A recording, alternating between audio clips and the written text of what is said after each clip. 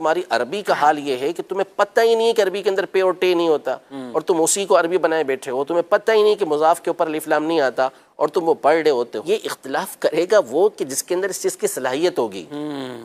अब नर्सरी वाला कहे कि मुझे जो है वो डायरेक्ट MBBS डॉक्टर से इख्तिलाफ है, या मुझे जो है वो PhD वाले से इख्तिलाफ है, तो उसको कहा जाएगा कि बेटा पहले पढ़ तो लो।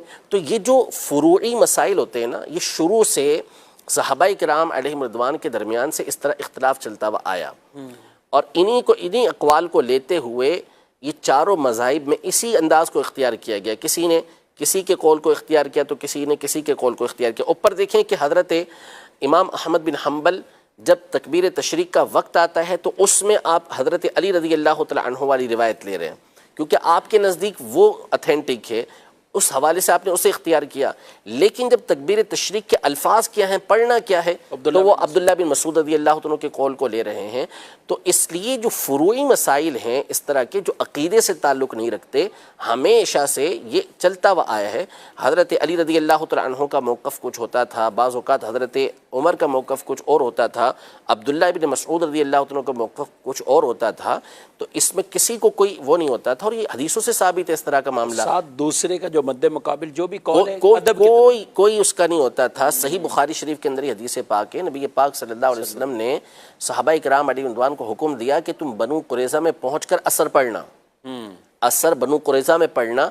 तो वो लोग निकले और दरमियान में असर का वक्त आ गया, तो बाज़ सहाबा ने कहा कि हम यहाँ असर पढ़ेंगे, वक्त शुरू हो चुका है और निकल जाएगा वहाँ पहुँचते हुए, तो हम यहाँ असर पढ़ेंगे। बाज़ ने कहा नहीं, नबी पाक सल्लल्लाहु अलैहि वसल्लम बनु कुरैज़ा में पहुँच कर नमाज़ पढ़ने का कहा है। तो उन्होंने कहा कि नबी पाक सल्लल्लाहु अलैहि वसल्लम का जो मकसद था वो ये था कि हम तेज़ी के साथ चलते हुए जाएँ ताकि असर तक वहाँ पहुँच जाए।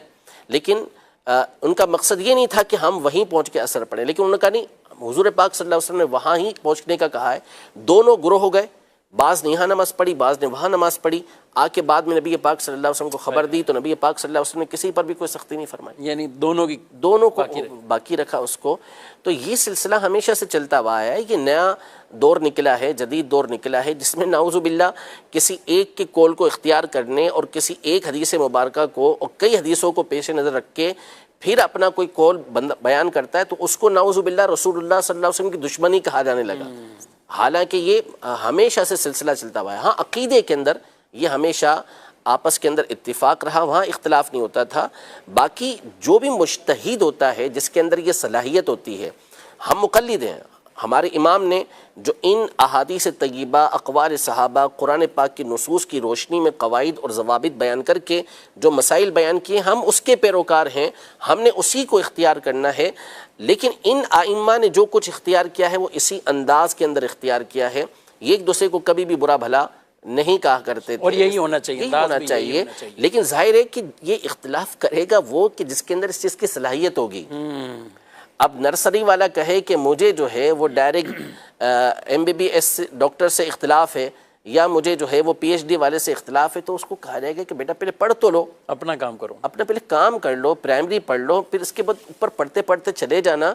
फिर जब तुम उस मकाम पर पहुंच जाओ तो तुम ये कर लेना, तुम्हारा हाल तो ये है कि तुम इख्तिलाफ करने बैठे हो और तुम्हारी अरबी का हाल ये है कि तुम्हें पता ही नहीं है कि अरबी के अंदर पे और टे नहीं होता, और तुम उसी को अरबी बनाए बैठे हो। तुम्हें पता ही नहीं कि मुजाफ के ऊपर अलिफ लाम नहीं आता और तुम वो पढ़ रहे होते हो। तो ये चीज़ें तो जाहिर है कि बंदे को इल्मी लेवल उसका इतना गिरा हुआ हो और वो कहे कि नहीं जी उससे इख्तिलाफ हो सकता है, तो फिर ये तो मजाक हो जाएगा। बिल्कुल मजाक। और दुनिया में दुनिया के उसूलों में तो कोई इस तरह की चीज़ बर्दाश्त भी नहीं होती, लेकिन दीन के मामले में लोग प्रमोट करने भी शुरू हो जाते हैं कि हाँ ठीक है ये कर रहा है, तो जो दीन बेजार लोग या ऐसे लोग जिन्होंने दीन की वैसे ही मुखालफत सोची हुई है और अपने बनाया हुआ ज़हन के ये करना है, तो वो इस चीज़ों को फिर मज़ीद और आगे फैलाते हैं। अल्लाह उन्हें भी हिदायत अता फरमाए।